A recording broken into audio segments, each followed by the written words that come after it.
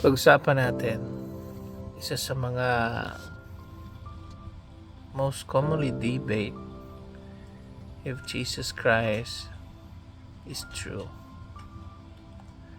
I'll give 3 main points na nagkiklaim na siya talaga ang Diyos na buhay, na namatay at nabuhay muli.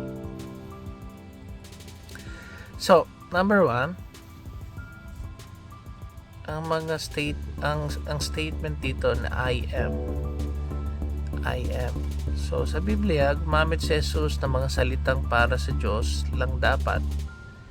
Halimbawa, sa John 8 chapter 58, sinabi niya na bago pa ipanganak si Abraham, ako na. So in term ng I am ay ang mismong pangalan na ginamit ng Diyos nung nagpakilala siya kay Moses. Para sa mga Hudyo noon, malinaw na sinasabi ni Jesus na siya ay Diyos. Kapangyarihan sa kasalanan yung pangalawa. Sinasabi sa scripture na ang Diyos lang ang may karapatang magpatawad sa kasalanan. Kaya sinabi sa Mark chapter 2 verse 5-7, pinatawad ni Jesus ang kasalanan ng isang paralitiko noong kinwestiyon siya ng mga tao.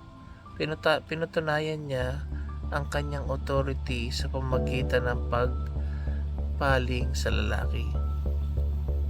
So yung pangatlo dito, ang trilema, yung liar, lunatic, o Lord.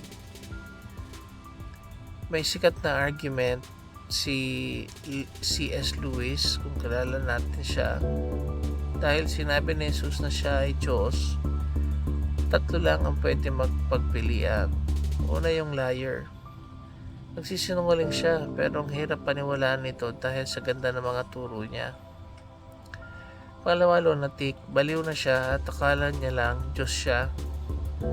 Pangatlo is Lord. Ito yung totoong sinasabi niya at siya ang Panginoon. Yung pang-apat na puntos, ang resurrection. Muling pagkabuhay. Ito ang tinuturing na ultimate proof kung namatay siya at nananatiling patay, ordinaryong tao lang siya. Pero ayon sa kasaysayan at sa mga saksi o yung witness, nabuhay siyang muli eh. Ang ebidensya rito ay ang empty tomb, yung dating libingan, at ang katotohanan ng handang mamatay ang mga disciples niya para panindigan na nakita nila siyang buhay. So, ito yung mga divine attributes naman, yung pang-5 puntos. Pinakita rin niya ang katangian ng isang Diyos lang ang may gawa.